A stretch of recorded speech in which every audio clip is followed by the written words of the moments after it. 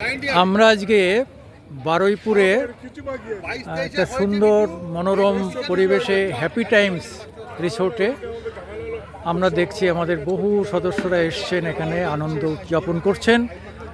আমাদের অ্যাসোসিয়েশনের যে সম্পাদক বিকাশ ভৌমিক, তার কাছ থেকে আজকের প্রোগ্রাম সম্পর্কে আমরা একটু ডিটেলস জেনে নেব। আপনারা সবাই আমাদের সঙ্গে থাকবেন। আচ্ছা, আজকের এই প্রোগ্রামটা নিয়ে বিকাশদা কি ভাবনা চিন্তা? আজকে আমরা এই প্রোগ্রামটা নিয়ে ভীষণভাবে আনন্দিত এবং সবাই আজকে আমাদের এই প্রোগ্রামে সহযোগিতা করেছে। শুধু সহযোগিতা নয়, এবং প্রত্যেকটা লোক আমাদের এই প্রোগ্রামে অ্যাটেন্ড করেছে।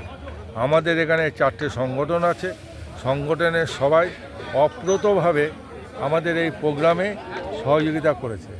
এবং শুধু সহযোগিতা নয়, তারা এসে আমাদের এই প্রোগ্রামে সব রকমভাবে হেল্প এবং সহযোগিতা সম্পূর্ণভাবে আমাদের এই প্রোগ্রামটা যাতে সাফল্যমণ্ডিত হয় সেইভাবেই তারা সহযোগিতা করছে।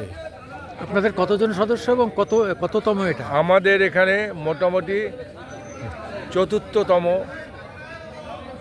আজকে এই প্রোগ্রাম, এবং এই প্রোগ্রামে আমাদের সাথে অন্যান্য যারা সহযোগিতা করছেন এবং তারা আমাদের এখানকার সক্রিয় সদস্য এবং আমাদের এখানকার ইউনিয়নভুক্ত লোক।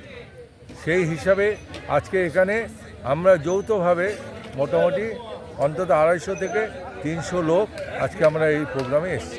আপনারা মূলত সুন্দরবনের নদীবাঁধগুলোকে সংরক্ষিত করেন, মানে এতগুলো মানুষ সাধারণত বাঁচে আপনাদের। বিশেষ করে আমাদের কাজ হচ্ছে সুন্দরবন নদী নালা এবং অন্যান্য ডেভেলপমেন্ট জাতীয় যাবতীয় কাজ আমরা সব রকমভাবেই অ্যাডমিনিস্ট্রেশন লেভেলে যেভাবে আমাদের কাছে সহযোগিতা চায়, আমাদের এখানে যেসব সংগঠনগুলো আছে সবাই মিলেই আমরা অ্যাডমিনিস্ট্রেশনের সহযোগিতা আমরা করে থাকি।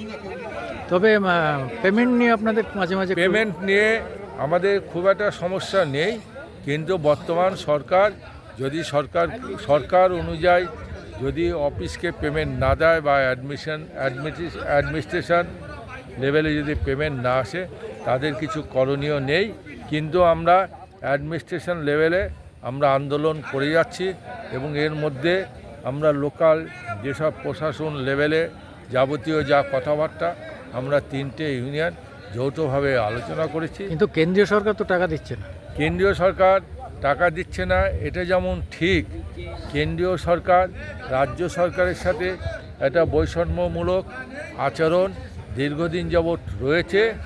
আজকে আমরা রাজ্য সরকারের সাথে সহযোগিতা করব, যাতে তারা কেন্দ্রীয় সরকারের কাছে দাবি জানায় যাতে আমরা পেমেন্টগুলো সুষ্ঠুভাবে এবং খুব তাড়াতাড়ি যাতে ইয়ার এন্ডিং মার্চ মাসের মধ্যেই যাতে পেতে পারি। সুন্দরভাবে বললেন, ধন্যবাদ বিকাশদা আপনাকে। আপনারা যারা সুন্দরবনকে ভালোবাসেন, সুন্দরবনে বেড়াতে যান, কলকাতারও বহু মানুষ আছেন, কিন্তু এই সুন্দরবনকে আজকে সেখানকার জনপদকে বাঁচিয়ে রাখার জন্য যারা ক্লান্ত পরিশ্রম করেন ঘাটের পয়সা খরচ করে, আজকে তাদের দেখুন তারা পয়সা ঠিকমতো পান না, তবুও তারা কিন্তু আনন্দের মধ্যে আছেন, এবং তারা প্রতি বছর কোটি কোটি টাকা নিজেদের অর্থ ব্যয় করে আগে নদীবাঁধ দেন। তারপরে গভর্নমেন্ট কবে পয়সা দেবে, কেন্দ্র সরকার কবে পয়সা দেবে, তার জন্যে তাদের চেয়ে থাকতে হয়। তবু তারা কখনো নদীবাঁধকে এতটুকু বিপদে ফেলতে দেন না, সাধারণ মানুষও বিপদে পড়েন না। একটা কথা বলে রাখি, আমাদের সরকার টাকা দিচ্ছে কি দিচ্ছে না, কেন্দ্রীয় সরকার রাজ্য সরকারের সাথে বৈষম্য আচরণ করছে, তা সত্ত্বেও বর্তমান পরিস্থিতি অনুযায়ী যখন রাজ্য সরকারের ক্ষেত্রে সুন্দরবনের বিপর্যস্ত পরিবেশ তৈরি হয়, সেই সময় আমাদের এখানে বিশেষ করে জয়নগর ইরিগেশন ডিপার্টমেন্টে কন্ট্রাক্টরি অ্যাসোসিয়েশন বা আদার্স এজেন্সি যারা আছেন, তারা যৌথভাবে ঝাঁপিয়ে পড়ে যাতে সরকার কোনো রকমেই কোনো বিপর্যস্ত না হয়। বছরে কত টাকার কাজ হয়? তারা কোনো অসহযোগিতা রাখে না।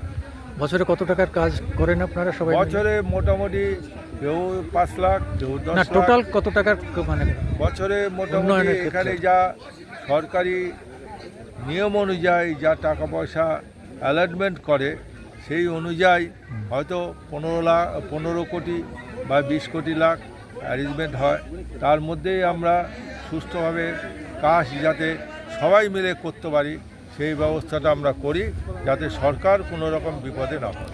মামাটি মানুষ এবং আজকের দিন টিভির পক্ষ থেকে এবং বিকাশ মামাটি দাকে এবং তার মানুষের পক্ষ সমস্ত থেকে আমিও মানুষকে ধন্যবাদ। Thank you.